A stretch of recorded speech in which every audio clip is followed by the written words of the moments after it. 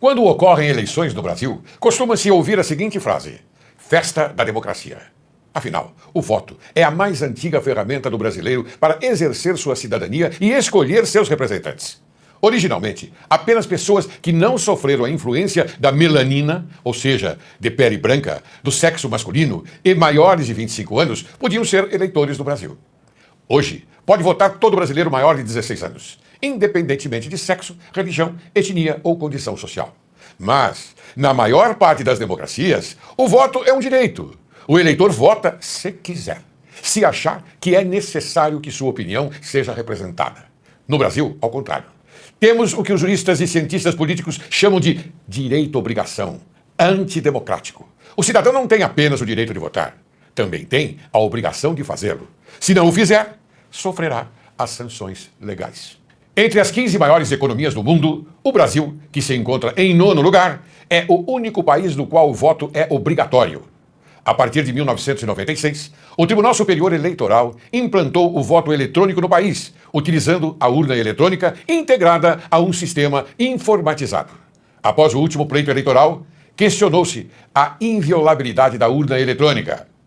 Nesse momento, vale lembrar a frase de Peter Klimek: não é a votação que define o que é democracia, é a maneira de contar os votos.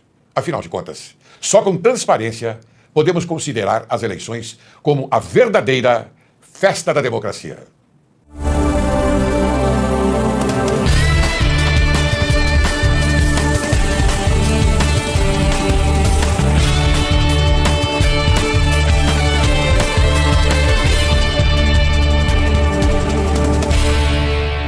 Caríssimo telespectador, hoje Direito e Justiça em Foco conversa com a doutora Maria Aparecida da Rocha Cortis e com o doutor Amilcar Brunazzo Filho. O tema do programa é vulnerabilidade da urna eletrônica brasileira.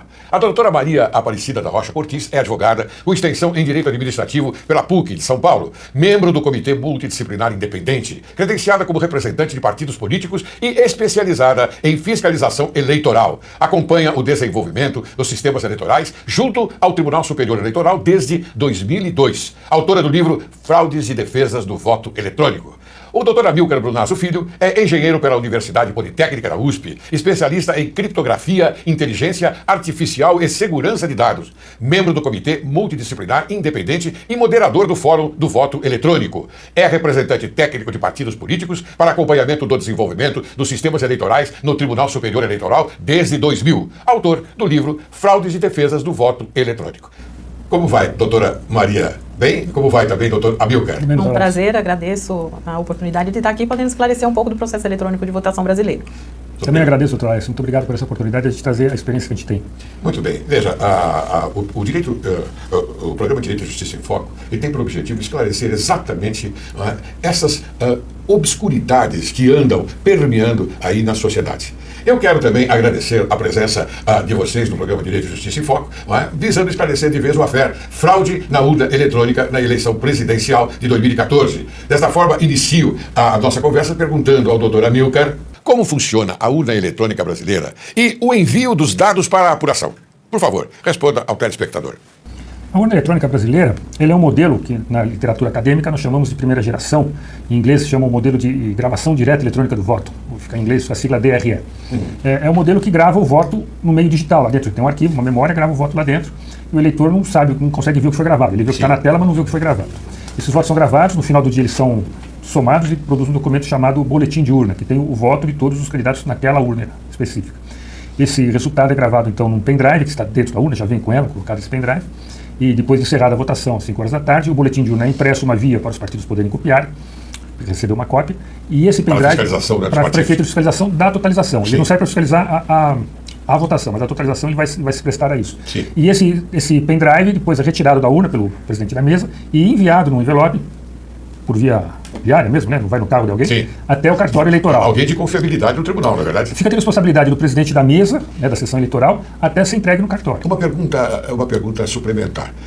Quando é enviado para o Superior Tribunal Eleitoral, o Tribunal Superior Eleitoral, esse pendrive, ele é somente alguém o acompanha, ou seja, os partidos acompanham, ou ele é enviado por uma só pessoa? A regulamentação, a legislação diz que os partidos podem acompanhar. Podem? Podem acompanhar o transporte, né? Não necessariamente devem? Não devem, nem necessariamente, regularmente não fazem, não acompanham, né? Sim. É levado isso para o cartório eleitoral, no cartório eleitoral ele é colocado num computador, ligado na rede do tribunal, e aí ele é transmitido pela rede para o TRE e do TRE para o TSE. Sim. Então, essa é a transmissão dos resultados. A transmissão, apesar de o partido normalmente não acompanha o transporte do pendrive, os partidos recebem uma cópia daquele boletim de urna. Também podem receber, só recebe quem for lá. Não devem receber, podem receber. A regulamentação diz que a urna tem que emitir até 15 cópias para distribuir aos partidos políticos. Sim. Diz também que se o mesário, o presidente da mesa, se recusar a entregar, seria crime. Sim. 3 meses de prisão. Mas, então, com esse documento impresso que tem o resultado de cada sessão eleitoral, os partidos, se organizassem, poderiam fazer uma auditoria da totalização. Muito bem. Doutora Maria, eu pergunto agora à senhora, e aliás, muito obrigado pela sua presença aqui. Também que agradeço. Nós ficamos bastante alegres por poder fazer com que essas mensagens que cheguem até ao telespectador.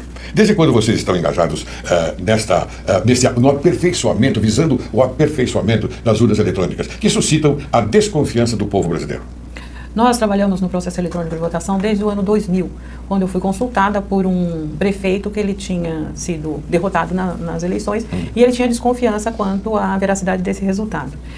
Aqui, o que a gente propõe é que a urna eletrônica, ela não é o único instrumento a ser aferido no processo de votação, no processo eletrônico de votação. Por quê? O processo é muito grande. O processo começa em Brasília, 6 meses antes das eleições. Depois, esses dados vêm para os estados. Nos estados, eles são tornados, as mídias são carregadas, eles são tornadas viáveis a carregar as urnas. Aí se fala assim de urna. Aí, no final, se dá a apuração e a totalização.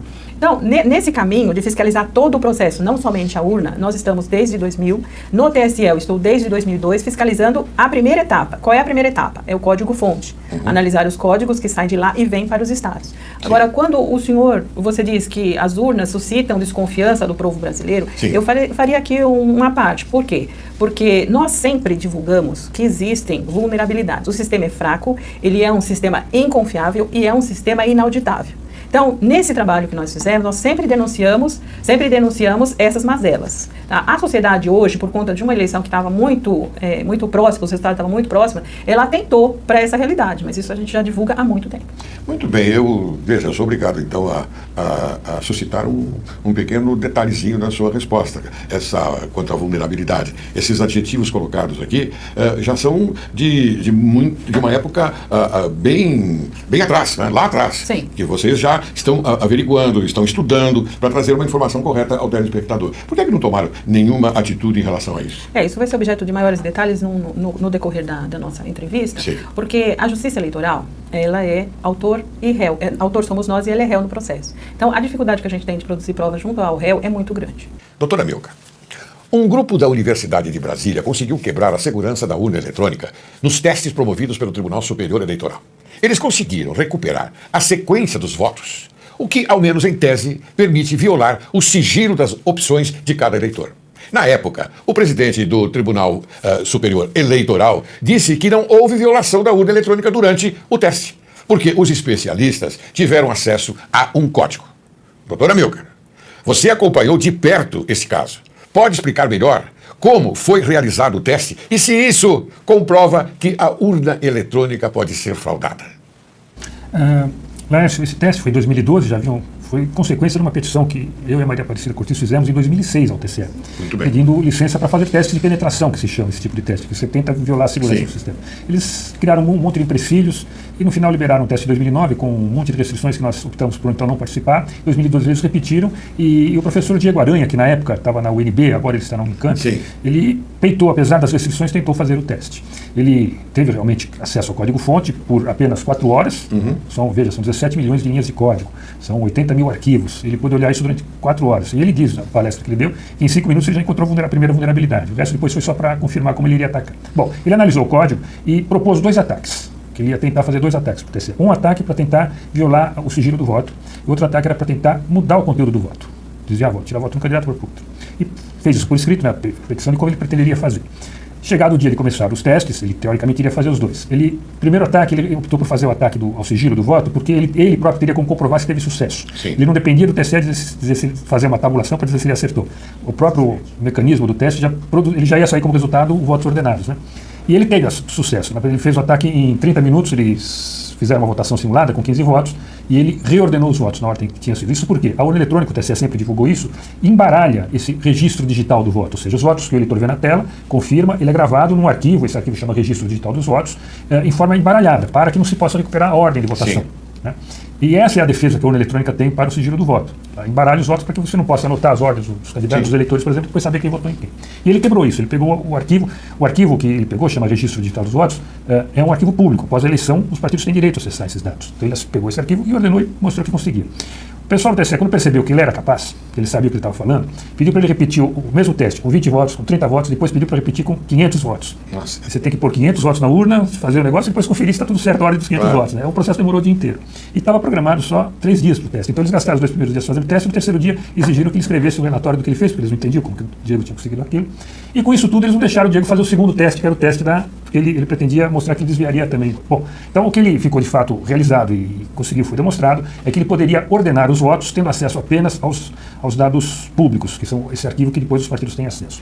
Quando o presidente do tribunal disse que isso não foi violação do sistema, porque ele teve acesso ao código, esse código é escrito por gente. Quem tem acesso a esse código são os funcionários do Tribunal de Justiça Eleitoral, todos os partidos políticos que forem lá, o Ministério Público, a OAB que mandaria representantes, as empresas contratadas pelo TSE, que tomam conta do processo eleitoral, acesso da máquina, todo mundo tem assim, milhares de pessoas têm acesso a esse código, regularmente. Naquela eleição de 2010, o presidente do TSE tinha saído uma notícia no site do TSE, o presidente do TSE votou às 10 horas e 30 minutos na sessão tal em Brasília, vai aparecer a fotografia deles, como eles fazem sempre. Sim. Com essa informação que ele votou naquela sessão às 10h30, o Diego seria capaz de pegar o arquivo, registro digital do voto daquela sessão, ordená-lo e identificar qual voto foi dado às 10h30. Então, se desse ao Diego a oportunidade, do professor Diego, ele poderia dizer em quem o presidente do TSE teria votado na eleição anterior. Não deixaram, obviamente, ele fazer Mas isso. há essa possibilidade, então? Havia essa possibilidade. Mas ele continua? Não. Então, o que o Diego aconteceu naquele momento foi que ele demonstrou que dava para quebrar o sigilo do voto sem mexer no programa. Ele não alterou o programa, não modificou nada da urna. Na verdade, ele não punha a mão na urna. Ele só recebia no final da urna uma cópia daquele arquivo, que é o arquivo público, que no final das eleições os partidos podem solicitar cópias. E com essa cópia ele ordenava. Ele mostrou que com isso os funcionários da Justiça Eleitoral poderiam fazer a ordenação dos votos. Bom, ele indicou também como poderia ser solucionado esse problema. Ele explicou, né, no relatório dele por que ele pôde fazer o ataque, como teve sucesso o ataque que ele desenvolveu, e mostrou, olha, esse código aqui é um time grande zero. Ele era escolhendo uma semente de aleatoriedade muito pequena e ele conseguiu descobrir qual era a semente. E ele sugeriu, em vez disso, você tem que fazer tal, e propôs lá umas alterações. Essas alterações foram feitas. Então, em 2012, aquele ataque que o Diego fez em 2012 já não daria para ser feito agora, a não ser talvez com alguma modificação, mas não exatamente como foi feito. Então foi corrigido. Aquele erro naquele lugar. Aquele mesmo erro que tinha no caso do embaralhamento dos votos, tem o mesmo erro de programação, de segurança, né, de má programação. Tem em outras partes do código. Por exemplo, na geração da chave que protege o cartão de memória que carrega a urna. Então, esse é importante, hein? Esse é muito importante. Essa é uma das vulnerabilidades mais graves que nós encontramos. Enfim, então, aquele erro especificamente naquele ponto do programa foi corrigido de acordo com a sugestão do professor Diego. Mas tem erros em outros pontos do programa. Erro que a gente diz são erros de segurança ao programar. Você faz um programa pensando em fazer tal proteção e aquilo é fácil de ser quebrado. Quero que o senhor me diga agora, sinceramente, por que essas adversidades, vamos dizer assim, não foram divulgadas satisfatoriamente, como o senhor vem aqui hoje no programa Direito e Justiça em Foco e o faz com brilhantismo? Olha, esse caso específico, eu tenho um fórum na internet, uma página na internet, chama Fórum do Voto Eletrônico, www.votoseguro.org, que nós divulgamos toda essa informação. Um ou outro jornal na internet divulgou, a Cida mesmo escreveu um artigo que eu achei muito divertido, ela escrevia hackers ou hackers, quer dizer, era hackers com R ou hackers com H, né? Sim. Que era sobre os técnicos que o TSE convidou para fazer o teste, né? E que não eram hackers, eram gente que não sabia o que estava fazendo lá e não tiveram sucesso. Né? Quando foi um bom como o Diego, teve sucesso no ataque. Então nós divulgamos dentro do que a gente podia, né? Alguns jornais da internet divulgaram, mas a imprensa reagiu muito pouco. Esse ano nós colocamos um técnico da UNB, um aluno da UNB, para fazer uma análise de um código-fonte das urnas, do programa que foi usado nas eleições. Nessa análise que nós descobrimos que as vulnerabilidades apontadas pelo professor Diego foram corrigidas, porque nós seguimos a mesma linha, o mesmo critério que ele usou, a gente usou também. Então nós descobrimos que eles consertaram essas e descobrimos outras tão graves quanto. que foi o que o Amilcar se referiu, e a gente intitulou apetrechos que seriam capazes de mudar o resultado da eleição. Então, mas essas tão graves quanto, né, não tiveram oportunidade e tempo para serem corrigidas, né? Não, essas estão vigindo ainda, elas estão operantes, elas estavam em condição de alterar o processo eleitoral. Muito bem, doutora Maria, eu vou lhe fazer uma pergunta agora. A falta de energia elétrica, por exemplo, pode comprometer o funcionamento da urna eletrônica, e eu gostaria que a senhora, então, acrescentasse também se existe conexão com a internet. A urna eletrônica, ela independe de energia elétrica para 12 horas. Ela tem uma bateria que ela pode funcionar até 12 horas. Sim. Só que isso esse fato não compromete a eleição. Compromete. Só que isso não é um fator preponderante, na minha opinião. Por quê? A urna eletrônica ela é carregada com programas que vêm do TSE, lá de Brasília. E nós pedimos um teste essa semana, nessas eleições, que seria para se saber se a Justiça Eleitoral ela usa a internet para transferir esses dados para os estados, ou, a hora que é gerado a mídia, se esse computador está conectado à internet. E a resposta foi positiva. Então, a urna não é conectada à internet, mas o programa que carrega a urna vem de um computador que estava conectado à internet. Então, a propaganda que a Justiça Eleitoral faz, eu não sei por qual razão, é em cima da urna. Só que nós temos um processo longo até se chegar à urna. Se nós tivermos uma vulnerabilidade utilizada na geração de mídia, que seria o momento de carregar o flash que vai para a urna, esse programa vai fraudado para a urna e altera o resultado sim da eleição. Então, há conexão com a internet anterior a isso. É muito grave. Se eles divulgam que não é porque eles sabem que isso é uma vulnerabilidade. Ele coloca aquele computador, aquele cofre atrás da propaganda, não há conexão com nada, os programas ficam lá dentro, momento, mas naquele momento só. Não é assim que ocorre no resto do mundo. No resto do mundo tem outras urnas, outros modelos de segunda e terceira geração que permitem ao eleitor confirmar se o registro do voto foi correto, ou seja, tem um voto impresso para ele confirmar, ou até mesmo o voto é gravado num chip que ele pode ler numa máquina e verificar que o voto dele foi gravado corretamente. Só no Brasil que não é possível. Bom, você falou aí, Amilcar, no resto do mundo. Muito bem. O que significa resto do mundo? Eu sei que nos Estados Unidos não há condições de você ter uma votação pela urna eletrônica. Tem. Tem? Nos Estados Unidos? Nos Estados Unidos, bom. Qual estado? Porque são 50 estados. São 50 estados. Em 40 deles, já se usa votação com máquinas de votar de segunda geração. Lá eles preferem o sistema de scanner. O eleitor vota numa célula comum, pondo as cozinhas, essa célula é escaneada e, ao ser escaneada, vira um registro digital do voto que depois é totalizado. Então ele vota numa célula. Uma célula e depois ela é escaneada e esse voto escaneado, digitalizado, né, é processado para fazer a contagem rápida. Mas aquele papel continua. Essa cédula, por exemplo, ela é guardada para a auditoria. Então é um sistema de segunda geração. Mas nós não temos esse tipo no Brasil, de procedimento. No Brasil não. Esse tipo de máquinas de segunda geração já são usadas na América do Sul, na Venezuela, na Argentina, no Peru, no México e no Equador. Fora na Europa, já está sendo usado na Bélgica. Foi proibido urnas que não tivessem o voto impresso, foi proibido na Alemanha e na Holanda.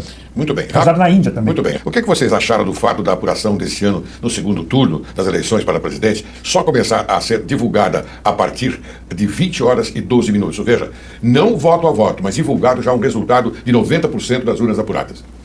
Olha, eu aqui tenho que alertar que quando nós fizemos a auditoria no processo eletrônico de votação, nós encontramos muitos artefatos que tinham condições de alterar o resultado. Nós pedimos para a Justiça Eleitoral para ela tomar alguma providência e não tivemos êxito. Agora, essa apuração, ela só fez fazer crescer a desconfiança da população. A população ficou indignada com isso e não vai ter condição de apurar. Por quê? Porque nós perdemos, nós fiscais, nós operadores do direito, nós perdemos a capacidade de fiscalizar a apuração, porque ela é feita hoje pela Justiça Eleitoral de uma forma velada.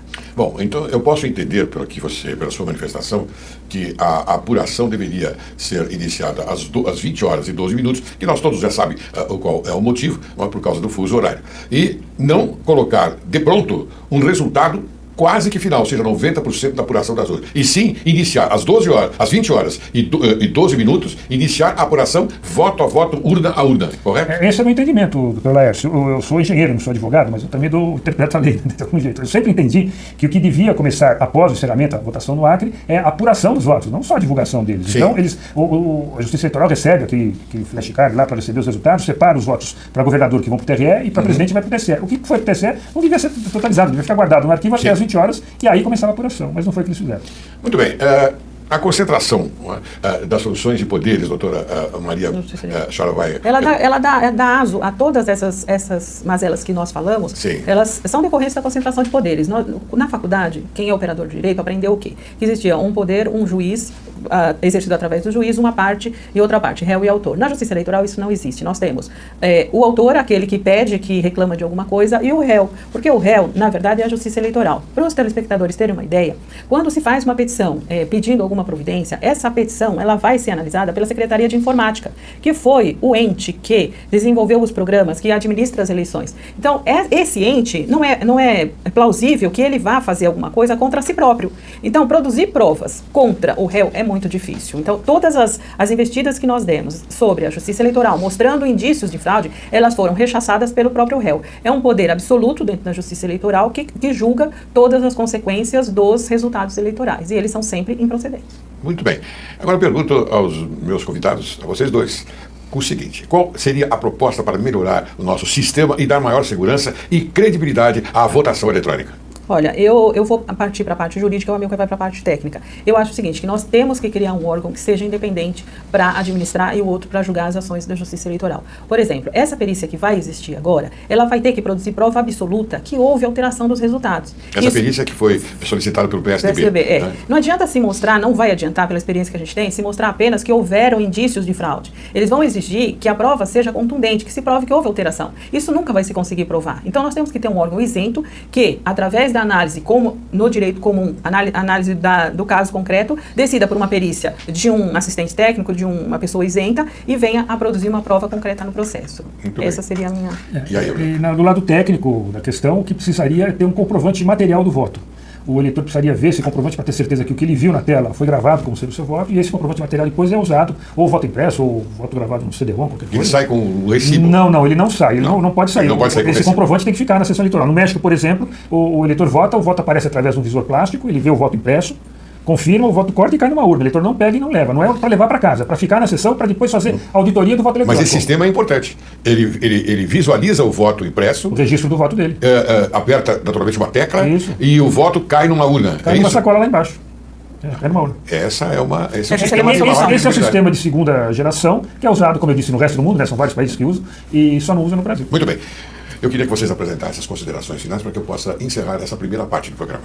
Eu gostaria aqui de chamar a atenção para a insegurança da população em relação ao processo eletrônico de votação. Como a gente já falou aqui, esse sistema ele já vem sendo objeto de análise por esse grupo, por algum partido político, há alguns anos. Isso para nós não é nenhuma novidade, que existem realmente problemas. A população tem que ficar atenta para o seguinte: o agente principal do processo eletrônico de votação é o eleitor. Ele tem o direito de saber para quem foi computado o seu voto. E hoje ele não tem isso, porque a urna primeiro pergunta para ele: você confirma? Ele confirma, aí ela grava. Ele não é capaz de saber e não tem legitimidade jurídica para poder questionar para quem foi o seu voto. Muito bem, doutora Amilcar. Eu estou achando que essa oportunidade está ocorrendo esse ano, que houve uma percepção maior, né, dos riscos que é votar num sistema eleitoral inauditável, que o eleitor não sabe para quem foi seu voto. Está começando a crescer a percepção disso. Eu espero que disso mobilize os partidos, mais partidos, porque, como a doutora disse, só um partido costuma acompanhar o desenvolvimento do sistema. Precisaria que mais partidos estivessem lá. O Ministério Público, por exemplo, ele tem direito a fazer essa fiscalização e não faz, auditoria do sistema, dos programas. Então, estou torcendo para que cresça essa conscientização da importância que é votar no sistema transparente. Muito bem, eu agradeço muito a presença de vocês aqui, doutora Maria Aparecida da Rocha Cortes e doutor Amilcar Lunaso Filho. Foi uma honra recebê-los e conversarmos a respeito desse assunto tão empolgante e tão polêmico que corre no Brasil atualmente. E agradecendo, eu quero dizer a vocês o seguinte: quando vocês tiverem alguma novidade a respeito deste tema, por favor, venham aqui para nós conversarmos mais ainda. Muito obrigado, eu agradeço a atenção. Muito obrigado, eu agradeço.